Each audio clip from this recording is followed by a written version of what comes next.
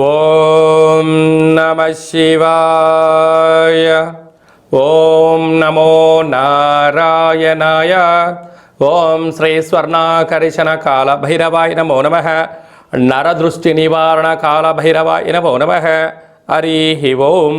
మా ఛానల్కి స్వాగతం. చూస్తున్న వీక్షకులకు ప్రేక్షకులకు ప్రియ కాళభైరవ బంధువులకి స్వాగతం పలుకుతూ మమ్మల్ని ఎంతగానో ఆదరిస్తూ ఉండబడిన ప్రియ సోదరీమణులకు సనాతన ధర్మ సంరక్షకులకు వీక్షకులకు జ్యోతిష్య అభిమానులకు స్వాగతం పలుకుతూ 2024 సంవత్సరం 1వ తారీఖు 1వ నెల 2024 నుండి 31/1/2024 వరకు పుట్టినటువంటి వారందరికీ కూడా ముందస్తుగా జన్మదిన శుభాకాంక్షలు.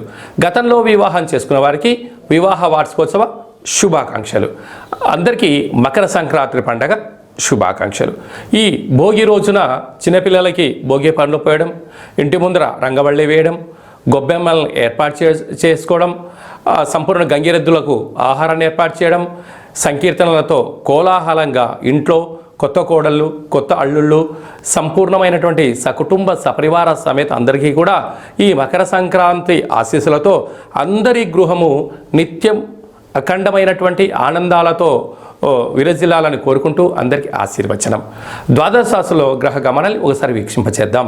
మేషరాశిలో గురువు, కన్యరాశిలో కేతువు, వృశ్చిక రాశిలో బుధ శుక్ర సంచార స్థితి, ధనుసు రాశిలో కుజుడు మరియు రవి సంచార స్థితి, కుంభరాశిలో శనేశ్వర స్వామి స్వక్షేత్ర సంచార స్థితి, మీనరాశిలో రాహు సంచార స్థితితో గ్రహ గమనాలు ఈ విధంగా ఉన్నాయి. జనవరి 15వ తారీఖున మకర రాశిలోకి రవి సంచారము మకర సంక్రాంతి పండుగకు స్వాగతం అని చెప్పి గమనించాలి. మకర రాశి వారు నూతన ఆంగ్లనామ సంవత్సర ప్రారంభకాల సమయంలో అష్టమి అమావాస్య తిథుల యందు ఎలాంటి విధులను పాటించాలో ఈ వీడియోలో సవివరంగా సంపూర్ణంగా తెలుసుకుందాం. మకర రాశిలో ఏ నక్షత్రాలు వస్తాయనగా ఉత్తరాషాఢ నక్షత్రంలోని 2, 3, 4 పాదాలు, శ్రవణ నక్షత్రంలో 4 పాదాలు, ధనిష్ఠా నక్షత్రంలోని 1, 2 పాదం కలిపితే మకర రాశి. చాలామందికి పుట్టినటువంటి కాల సమయంలో డేటా బర్త్లో లేనటువంటి కారణం వలన పేరు యొక్క మొదటి అక్షరాన్ని అనుసరిస్తూ రాశిని తెలుసుకునే ప్రయత్నం అవుతుంది. అవి ఏ అక్షరాలు సరి పరిశీలన చేద్దాం. బో, జా, జీ, జూ, జే, జో, ఘా, గి అక్షరాల వారందరూ కూడా ఈ మకర రాశి జాతకులే. మకర రాశి యొక్క అధిపతి శనేశ్వర స్వామివారు. ఒకవైపు వీరికి ఏళ్ల నాటి శని చివరార్ధ సంచార స్థితి జరుగుతున్న విషయం తెలిసినటువంటిదే. ధనవాకు కుటుంబ స్థానంలో శనేశ్వర స్వామివారు స్వక్షేత్ర సంచార స్థితి ఉండడం వల్ల వృత్తులలో, ఉద్యోగాల్లో, వ్యాపారాల్లో ధనము మంచినీళ్ళలాగా ఖర్చు అయ్యే పరిస్థితి అధికంగా ఉంటుంది.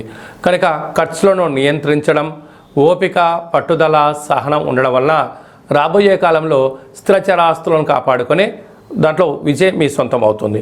అలాగే తృతీయంలో రాహు సంచార స్థితి ఉండడం వల్ల తల్లిదండ్రులు, గురువులు మన క్షేమాన్ని గురించి ఎవరైతే ఆలోచన చేస్తున్నారో వారందరికీ చక్కటి సన్మార్గమైన జీవన విధానంలో అత్యున్నతమైన విజయం వీరి సొంతం కాబోతుందని చెప్పి గమనించాలి. విశేషంగా వీరికి అర్ధాష్టమ గురువు చిన్న చిన్న విషయాలకు ఆందోళన, చిన్న చిన్న విషయాలకు అలగడం, ఏదో జరిగిపోతుంది, నన్ను ఎవరూ పట్టించుకోవట్లేదు అనేటువంటి భ్రమలో ఉంటారు. అలాంటిది ఎక్కడ ఉండదు. కాలము అనేది చాలా విలువైంది, చాలా బలమైంది.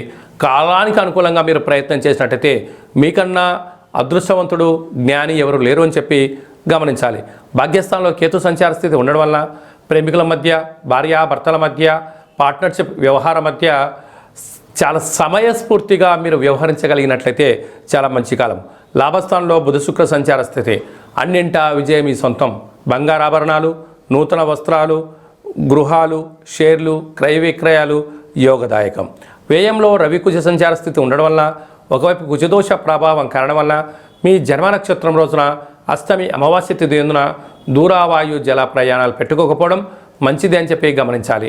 డాక్టర్ వృత్తుల వాళ్ళు, నీటి వ్యాపారాలు, హోటల్ వ్యాపారాలు, సంపూర్ణమైనటువంటి సాఫ్ట్వేర్, హార్డ్వేర్ రంగంలో ఉండబడిన వారికి చాలా యోగదాయకం. కాకపోతే ఓర్పు, పట్టుదల, సహనం అవసరం అని చెప్పి మీరు గమనించగలగాలి అని చెప్పి గుర్తుపెట్టుకోగలగాలి.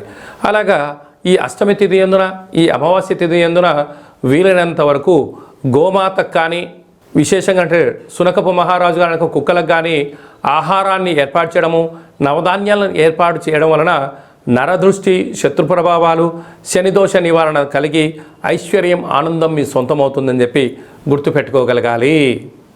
ఈ యొక్క జనవరి నెలలో ముఖ్యమైనటువంటి పండుగల గురించి క్లుప్తంగా సవివరంగా తెలుసుకుందాం.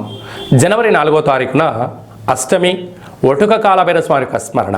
11వ తారీఖున అమావాస్య గురువారం సందర్భంగా ఒటుక కాలభైరవ స్వామికి దీపము, దానము, మంత్ర జపం వలన అద్భుతమైన యోగం చెప్పి గమనించగలగాలి. 14వ తారీఖు భోగి పండగ, 15వ తారీఖు మకర సంక్రమణము, 16వ తారీఖున కనుమ పండగ చేసుకుంటాం. కనుక మనమందరము కూడా సనాతనమైన మన హిందూ ధర్మాన్ని కాపాడుకుంటూ పండగల్లో అందరినీ బంధువులను, మిత్రులను, స్నేహితులు అందరం ఒకచోట చేరి మనం చేసుకుంటూ ఉంటాం. ప్రధానంగా ఇది వ్యవసాయ ఆధారిత పంట అవ్వడం వలన కొత్త ధాన్యాన్ని ఇంటికి తీసుకొచ్చుకున్నప్పుడు కొత్త అల్లుడు, కోడళ్ళు, బంధువులు, మిత్రులతో పశువులకు పూజ చేస్తూ మనము ఆ యొక్క మమేకమైన జీవనాన్ని పొందుతూ ఉంటాం. కనుక భారతదేశం యొక్క సాంప్రదాయము పండగల యందు, సాంప్రదాయాల యందు పెట్టినటువంటి పేరు. కనుక మనమందరం కూడా మన సాంప్రదాయాన్ని పాటిద్దాం, భోగి మంటలు వేసుకుందాం, అందరికీ మన పండగ గురించి వివరిస్తూ తెలియచేస్తూ వసుదైవిక కుటుంబాన్నిగా మనం ఎలా ఉంటామో ఈ పండగ పూట అన్న మనం అందరం కలిసి విందులలో, వినోదాల్లో, ఆధ్యాత్మికమైనటువంటి కార్యక్రమంలో పాల్గొని స్వామివారి యొక్క మకర సంక్రమణ యొక్క సంకుడి యొక్క ఆశీస్సులు పొందుదాం. అలాగనే శబరిమలలో మకర జ్యోతి దర్శనం చేసుకుందాం. ఆ హరిహరసుతుడైన అయ్యప్ప స్వామి యొక్క ఆశీస్సులు మనం అందరం పొందుదాం. 18వ తారీఖున అష్టమి సందర్భంగా స్వామివారి యొక్క ఆశీస్సులు పొంది సకలమైన దుష్టగ్రహాలని తొలగించుకునే ప్రయత్నం చేద్దాం. అలాగనే ఈ యొక్క సంవత్సరము అనగా 2023 సంవత్సరము ఆదివారం రోజు పరిసమాప్తం అవ్వడం వలన ఒక ఎరుపు రంగు క్లాత్ తీసుకొని ఒక దోషుడు అన్నాన్ని అందులో పోసి, దోషుడు కుంకుమను పోసి ఎర్రటి ముద్దగా కట్టి ఆ ఎర్రటి క్లాత్లో చుట్టి ఒక 6 ఎర్రటి ఒత్తులను ఆముదంలో కానీ, కొబ్బరి నూనెలో కానీ, నువ్వుల నూనెలో కానీ, లేకుంటే 3 నూనెలు కలిపైనా పోసి ఆ ఒత్తి నానబెట్టి ఆ మూట పైన పెట్టి ఇంటిలో ఉండబడిన వారందరికీ, యజమానికి, యజమానురాలకు, పిల్లలకు, వాహనాలకు, ఫ్యాక్టరీలకు, కర్మాగారాలకు దిష్టి తీసి బయటపడడం వలన ఈ యొక్క 2023 సంవత్సరంలో ఉండబడినటువంటి మీ పైన నరదృష్టి, శత్రు ప్రభావాలు, తాంత్రిక ప్రయోగాలు ఆగిపోతాయని చెప్పి గమనించాలి. మనకు 1వ తారీఖు 1వ నెల 2024 సోమవారం ప్రారంభం అవుతుంది. కనుక ఈ 1వ తారీఖు నుండి 15వ తారీఖు వరకు మధ్య మీకు కుదిరినప్పుడు తెలుపు క్లాత్ కానీ, తెలుపు జాకెట్ పీస్లో కానీ ఒక దోషుడు తెల్ల అన్నాన్ని, ఒక పిడికెడు తెల్లటి ఆవాలను అందులో పోసి ఒక 10 ఒత్తులను కొబ్బరి నూనెలో నానబెట్టి వీటిపైన పెట్టి తీసి బయట ప్రవహించే నీటిలో వేయడం వలన దృష్టి దోషాలు, సకల శత్రు ప్రభావాలు, తాంత్రిక ప్రయోగాలు ఆగిపోయి ఈ 2024 సంవత్సరం అంతా కూడా సర్వత్రా శుభం, జయం, లాభానికి స్వాగతం పలుకుతూ మీరందరూ కూడా అఖండ ఆయురారోగ్యాలుగా ఉండాలని కోరుకుంటూ చేయడం జరుగుతుంది. అలాగనే ఈ యొక్క సంవత్సరంలో ప్రారంభకాల సమయం నుంచి సంవత్సరాంతం వరకు అద్భుతమైన విజయం సాధించగలగాలి అన్నట్లయితే ఈ యొక్క పాత్ర కంచు పాత్ర, స్వర్ణాకర్షణ అక్షయ కాళభైరవ పాత్ర అంటారు. ఈ యొక్క పాత్రలో 12 రాసులను అచ్చు వేయడం జరుగుతుంది. మనం పూజ చేసిన తదనంతరము మనం ఏం చేయాలంటే 2 అగరబత్తులను వెలిగించి తిప్పి ఇలా ఒకసారి తగిలించినట్లయితే దీనిలో ఓంకార శబ్దం రావడం జరుగుతుంది. ఇలాగా చిన్నగా తిప్పడం వలన కాళభైరవ స్వామి యొక్క మంత్ర సాధన వలన, ఉపదేశం వలన ఈ పాత్రలో ఓంకార శబ్దం రావడం జరుగుతూ ఉంటుంది. ఈ శబ్ద తరంగాల వలన గృహంలో ఉండబడే జ్యేష్ఠాదేవి బయటికెళ్ళి లక్ష్మీదేవి గళ్ళు గళ్ళు అంటూ మన ఇంటికి వచ్చేసి కాలాన్ని శాసింపజేసే శక్తి కాళభైరవుడికి ఉంటుంది. కనుక కాళభైరవ స్వామికి ఆశీర్వాద చేత మన గృహంలో అంత అద్భుతమైనటువంటి ఆనందానికి స్వాగతం పలుకుతూ దుష్టగ్రహాలు తొలగిపోయి తాంత్రిక ప్రయోగాలు కూడా తొలగిపోతాయని చెప్పి గమనించాలి. కావాలి అనుకున్న వారు ఈ కింద నెంబర్ సంప్రదించినట్లయితే ఈ యొక్క అక్షయ పాత్ర, ఒక కాళభైరవ స్వామి యొక్క పిరమిడు, ఉట్టి, కంకణము, డాలరు, కాళభైరవ హోమాన్ని చేయించి మీకు ప్రసాదంగా అందజేయడం జరుగుతుంది. కనుక అక్షయపాత్రను సొంతం చేసుకుందాం, అష్ట కష్టాలకు స్వస్తి పలుకుదాం. అలాగనే మీ వ్యక్తిగత జాతకం తెలుసుకోవాలనుకుంటున్నారా?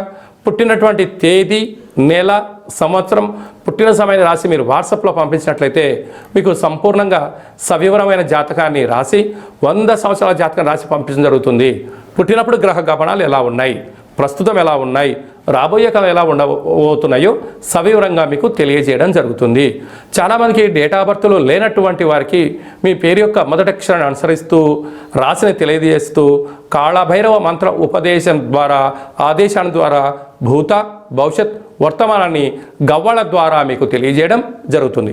ఆసక్తి గలవారు ఈ కింది నెంబర్ని సంప్రదించి అపాయింట్మెంట్ తీసుకొని సంప్రదించగలరు. అలాగా మీ అబ్బాయి కానీ అమ్మాయి కానీ ఎంతకు వివాహం అవ్వడం లేదా, ఎందుకు అవ్వడం లేదు, వచ్చేటువంటి సంబంధం ముడిపడుతుందా లేదా, జాతక పాదాలు గణాలు గుణాలు కలుస్తున్నాయా లేదా తెలియజేస్తూ, అలాగనే వీరికి ఎలాంటి సంతాన యోగం ఉంది, ఎలాంటి యోగాలు ఉన్నాయి, ఎలాంటి దోషాలు ఉన్నాయి కూడా సవివరంగా తెలియజేయడం జరుగుతుంది. వివాహమైన దంపతులు తరచూ గొడవ పడుతున్నారా, ఎందుకు అలా పడుతున్నారో కూడా మీకు ఆ చిన్న చిన్న సమస్యల ద్వారా మీరు పార్వతీ పరమేశ్వరులాగా కలిసి ఉండేటువంటి ఆధ్యాత్మిక సలహాలు సూచనలు ఇవ్వడం జరుగుతూ ఉంటుంది. అప్పుడే పుట్టినటువంటి మీ యొక్క పిల్లలకు ఎలాంటి పేర్లు పెట్టాలి, పేరు యొక్క మొదటి అక్షరాలు ఏంటివి, ఆ పేరులో ఉండబడినటువంటి అర్థం ఏంటి, పరమార్థం ఏంటి, వారి భవిష్యత్తు ఏంటి అనేది కూడా తెలియచేస్తూ ఆధ్యాత్మిక నామాలను మీ అబ్బాయి కానీ అమ్మాయి కానీ మనవాళ్ళకు తెలియజేయడం జరుగుతుంది. అలాగే చాలామందికి కాళభైరవ మంత్ర ఉపదేశం తీసుకోవాలి అనుకుంటున్న వారందరికీ కూడా మన యొక్క దేవాలయంలో మంత్ర సాధన ఎలా చేయాలి, ఉపదేశం ఎలా చేయాలి, మనకు కాళభైరవ స్వామి ఆశీస్సులు ఎలా పొందాలో తెలియజేయడం కూడా జరుగుతుంది. చాలామందికి వాస్తు జ్యోతిషం నేర్చుకోవాలి అనుకుంటున్న వారందరికీ కూడా మన యొక్క దేవాలయంలో నేర్పించడం జరుగుతుంది. అందరిపైన ఆ సూర్యనారాయణుడి యొక్క ఆశీస్సులు, నరదృష్టి నివారణ కలిగించేటువంటి స్వామి యొక్క ఆశీస్సులు, కాళభైరవ అక్షయపాత్ర స్వామి ఆశీస్సులు ఉండాలని కోరుకుంటూ ఆశీర్వచనం. శతమానం భవతి శతాయు పురుష సతేంద్రియ ఆయుష్యేవేంద్రియే ప్రతిష్టతి ధనం ధాన్యం బహుపుత్రలాభం శత సంవత్సరం దీర్ఘమాయు సర్వే జనా సుఖినో భవంతు లోకా సమస్తా సుఖినో భవంతు. సర్వం శ్రీ నరదృష్టి నివారణ కాళభైరవ దేవతార్పణమస్తు. ఈ వీడియో మీకు నచ్చినట్టయితే లైక్ చేయండి, షేర్ చేయండి, మా ఛానల్ని సబ్స్క్రైబ్ చేసుకోండి. మేము చేస్తున్న ఆధ్యాత్మిక వీడియోలు అందరికన్నా ముందుగా మీరు చూడాలి అనుకుంటున్నట్టయితే గంట సింబల్ ప్రెస్ చేయండి, అలాని బటన్ తెలియజేయండి. ఈ భక్తి సమాచారాన్ని భగవద్బంధులకు మిత్రులకు చేరవేయండి. మన ధర్మాన్ని రక్షించండి.